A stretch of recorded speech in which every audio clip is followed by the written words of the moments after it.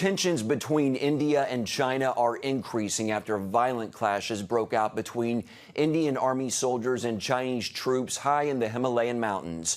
20 Indian soldiers died and more than 76 were injured on Monday when the two sides fought each other along the disputed border region of Ladakh. Since the early 60s, two of the world's largest militaries have fought over remote areas of the Himalayas. The two countries have accused each other of crossing a poorly marked border, leading to several incidents.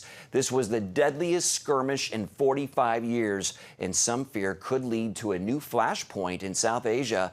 India dispatched additional troops to the region, and its air force is reportedly on high alert following the clashes. Senior international correspondent George Thomas joins us now with more. George, tensions between China and India, they've been simmering for months now along that disputed border region. What's going on? Break it down for us. Yeah, well, we just saw footage of the majestic Himalayan mountains, and this is a no man's land. I mean, Mark, this is one of the most inhospitable places on earth. Why? Because you're talking about 19,000 feet above sea level. It is bitterly cold, very, very cold, very harsh terrain. And so since the early 60s, China and India, that was when they had the last war. And it was really about the strategic region between India and China. And they've been fighting over this border, this line of what they call line of actual control. The Indians would like to say that this line of actual control is between 3,000 to 4,000 miles long. The Chinese have said since the 1960s, whoa, hold up. No, it's not. It's only 2,000 miles long. And so they've been going back and forth. And so things kind of heated up in May when the Chinese accused the Indians of making these side roads, kind of like off-ramps, Mark, very close to the LAC, the line of actual control. The Indians accused the Chinese of saying, hey, listen, you guys are moving your men closer and closer to this sort of porous border. And then obviously on Monday, what happened was that you saw the skirmish between these two countries. The first time, as you mentioned, in 45 years. Let's go back to 1996. There's an agreement that actually prevents each side from carrying guns and other weapons. Yeah, pretty well, so right? how did so many Indian soldiers die? And do we know how many Chinese were lost? It is called hand-to-hand combat.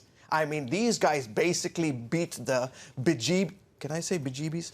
Beat the bejeebies out of each other. I mean, literally, they used rods, sticks, stones, because as you mentioned, back in 1996, both countries agreed because of just how dangerous this part of the world is, they were not going to carry any weapons, any guns, any other kinds of artillery and so forth. So it was hand-to-hand combat, literally. And in fact, because of the terrain, there are these steep drops.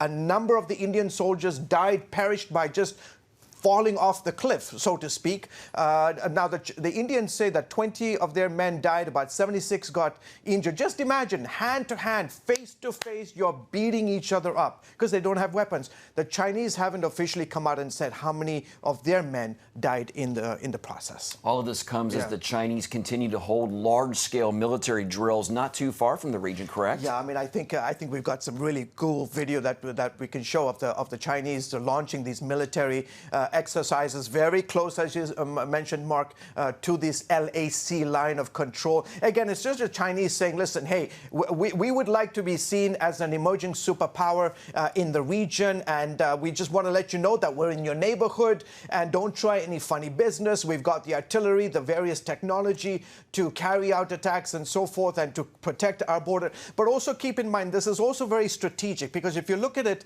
in some ways, India, this skirmish in some ways paints a bigger picture. And the bigger picture is that the Indians would like to have closer relations with the United States. The Chinese don't like that prospect. The idea of having a major ally of the United States in their neighborhood kind of perturbs them. And so the Chinese are trying to drive a wedge between the U.S. and the Indians in the process. But the reality is that historically, India has had very, very close relations with the United States, from trade to economy to military, and the Indians would like to continue that. So this is sort of also larger strategic strategic interests that are playing out right there on the beautiful, majestic steppes of the Himalayas. And quickly, how are the Indians reacting to this skirmish? And talk about the concern about this becoming a new flashpoint. I mean, potentially, yeah, but I don't see, Mark, a war in this part, because it's just very difficult. It's so cold. It's very difficult to fight a war on the Himalayas. But, you know, Indians have been protesting. Some have been saying, you know, how much, you know, should we maybe boycott Chinese goods and so forth? And, you know, they're very upset that they lost their men.